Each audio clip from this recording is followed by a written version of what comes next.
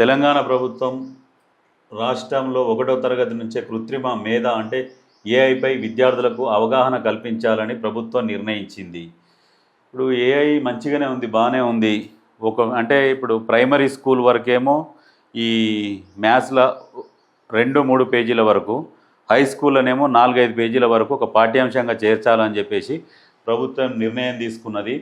దానికోసం అని చెప్పేసి ఇప్పుడు స్కూళ్ళల్లో, ప్రభుత్వ స్కూళ్ళల్లో ఏవైతే పుస్తకాల పంపిణీ జరుగుతుందో ముద్రణ, అది కూడా ఆపేశారట. ఎందుకంటే దీని మీద నిర్ణయం తీసుకున్నాక ఆ ముద్రణ అనేది స్టార్ట్ అవుతుంది. కానీ ఈ ప్రైవేట్ స్కూళ్ళ దోపిడీ, ప్రైవేట్ కాలేజీల దోపిడీని ఎట్లా అరికడతారు? ఇప్పుడు మీరు వీటి మీద ఫోకస్ పెట్టిర్రు, కానీ వాళ్ళ దోపిడీ ఎట్లా అరికట్టాలి? ఇప్పుడు నిన్న మొన్న ఇప్పుడు ఇంటర్ కాలేజ్ ఎగ్జామ్స్ అవుతుంటే కొంతమంది పిల్లలకు ఫీజు కట్టలేదు, మేము హాల్ టికెట్ ఇయ్యము, ఫీజు కట్టుకోము అని చెప్పేసి విపరీతంగా నానా రకాలుగా హింసిస్తున్నారు. పేరెంట్స్ కూడా ఆత్మహత్య చేసుకునే అంత పరిస్థితి క్రియేట్ చేస్తున్నారు. ఈ కాలేజీ యాజమాన్యాలు కావచ్చు, స్కూల్ యాజమాన్యాలు కావచ్చు, వాళ్ళకు డొనేషన్ ఫీజులే లక్షలు పెట్టిరు. వీటిని అరికట్టాలి. వీటిని అరికడితే మీరు ఇచ్చే పథకాల కంటే కూడా వీళ్ళని అరికడితే, వీళ్ళ దోపిడీ ఆగితే మీరు పథకాలు ఇచ్చినట్టే ఇంకొక రకంగా. ఎందుకంటే వీళ్ళు తీసుకుపోయి అక్కడ డబ్బులు కట్టి సీట్లు కొనుక్కునేదానికంటే మీరు వాళ్ళని అరికడితే వీళ్ళకి ఆ డబ్బులు మిగిలినట్టే కదా, మీరు పథకం ఇచ్చినట్టే వీళ్ళకు. దీనిపైన ఎందుకు ఫోకస్ పెడతలేదు ప్రభుత్వం? గత ప్రభుత్వం ఉన్నప్పుడు కొన్ని కాలేజీలలో నేను పోయి అడిగిన, మీకు ఇక్కడ ఇంత ఫీజులు ఎందుకు, మీకు అసలు ఇక్కడ పర్మిషన్ ఉందా, మీరు ఏదో రూమ్ లాగా పెట్టుకున్నారు అని చెప్పేసి అడిగితే, మీరు ఏమన్నా చేసుకోండి, మేము ఇచ్చేది గవర్నమెంట్లో ఉన్న ఒక మంత్రి గారికి, ఇంకొక ఆమెకు, వాళ్ళ కుటుంబీకులకే. నారాయణ కాలేజీ వాళ్ళంట ఒకరికి ఇచ్చుకుంటారంట, చైతన్య కాలేజీ వాళ్ళు ఒకరికి ఇచ్చుకుంటారంట. ఇట్లా కాలేజీలను పంచుకుంటున్నారు.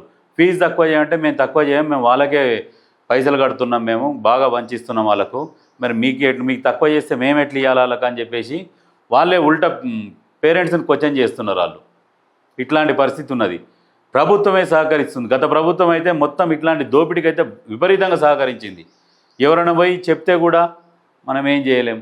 నేను అక్కడికి కూడా ఒక ఎమ్మెల్యేని అడిగిన, అప్పుడున్న టీఆర్ఎస్ ఎమ్మెల్యేనే అడిగితే, అన్నా మనం ఏలు పెట్టామన్నది, ఇక వాళ్ళే చూసుకుంటారు, వాళ్ళిద్దరే, మనం ఏలు పెట్టామని చెప్పేసి అని అంటున్నారు. సీటు కావాలంటే ఇప్పిస్తాము, కానీ ఫీజు తక్కువ చేపియమన్నా మాతోని కాదని చెప్పేసి అని అన్నారు. ఇట్లా ఉన్నది పరిస్థితి. ఈ స్కూళ్ళనైనా ఈ కాలేజీలనైనా అరికట్టాలి. మరి ప్రభుత్వ స్కూళ్ళు ఉన్నప్పుడు మరి ప్రైవేట్ స్కూళ్ళు ఎందుకు? మరి ఈ ప్రైవేట్ స్కూళ్ళని అసలు నిషేధిస్తే బాగుంటుంది కదా. ఈ రకంగా ఎందుకు ఆలోచన చేస్తలేరు? మరి ఇటు ప్రభుత్వ స్కూళ్ళు ఉన్నాయి, ఏఐ విద్య ప్రవేశపెడుతున్నాము, అట్లాంటప్పుడు ఈ ప్రైవేట్ స్కూళ్ళని బహిష్కరించాలి. లేదంటే వీళ్ళకు ఒక లిమిట్ చేయాలి. ఇప్పుడు ఎట్లా అంటే, ఇప్పుడు ఆరోగ్యశ్రీ కింద కొన్ని ప్రైవేట్ హాస్పిటల్లో ఇప్పుడు ఈ సర్జరీకి ఇంత అని చెప్పేసి ఒక వాళ్ళు లిస్ట్ మెయింటైన్ చేస్తున్నారు. వీళ్ళకు కూడా స్కూళ్ళల్లో కూడా ఒక ఫీజు రాష్ట్ర ప్రభుత్వమే నిర్ణయించాలి. ఆ రకంగానైతే వీళ్ళకు బుద్ధి వస్తుంది, కొంచెం సిగ్గు కూడా వస్తుంది ఈ ప్రైవేటు స్కూలు కాలేజీ యాజమాన్యాలకు. దీని మీద ఒకసారి ప్రభుత్వం ఆలోచించి నిర్ణయం తీసుకోవాలి. గత ప్రభుత్వం ఫుల్ ఎంకరేజ్ చేసింది. ఎంకరేజ్ పోతూ ఉంటే సంవత్సరానికి ఒకసారి ఫీజులు పెంచుకుంటూ పోయిర్రు వాళ్ళు అరికట్టలే. ఇప్పుడున్న ప్రభుత్వం అయినా ఈ స్కూలు కాలేజీల మీద వీళ్ళు పెంచే ఫీజులని ఎట్లా అరికట్టాలనేది దాని మీద ఆలోచించి వీళ్ళ మీద స్పెషల్గా ఏమన్నా టాస్క్ ఫోర్స్ వాళ్ళని కానీ ఎవరినైనా పెట్టి వీళ్ళని అరెస్టులు చేపియండి, లేకుంటే వీళ్ళ కాలేజీలన్నా స్కూళ్ళన్నా మూతపడేటట్టు చేయండి.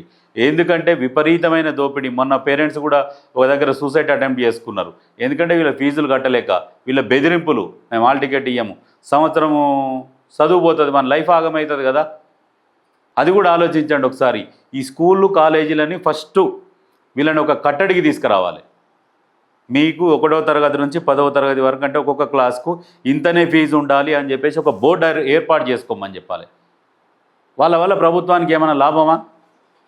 ఇప్పుడు ఇంత బోర్డు ఏర్పాటు చేసి ఈ స్కూల్లో ఇంతే ఫీజులు ఉంటాయి అని చెప్పేసి ఒకటి బయట బోర్డు పెట్టిపియాలి వాళ్ళతోని. ఆ కాలేజీతో కూడా అట్లనే బోర్డులు పెట్టిపియాలి. అట్లయితే వాళ్ళ రోగం కుదురుతుంది. ఎంతసేపటికి వసూళ్ళు అక్కడ వాళ్ళు వసూలు చేస్తుంటారు, ఇక్కడ ట్యాక్స్ రూపంలో పెరిగిపోతే ఈ పథకాల పేరు మీద ఇంకా ప్రజలు ఎట్లా బతికేది? ఒక్కసారి ఆలోచించండి.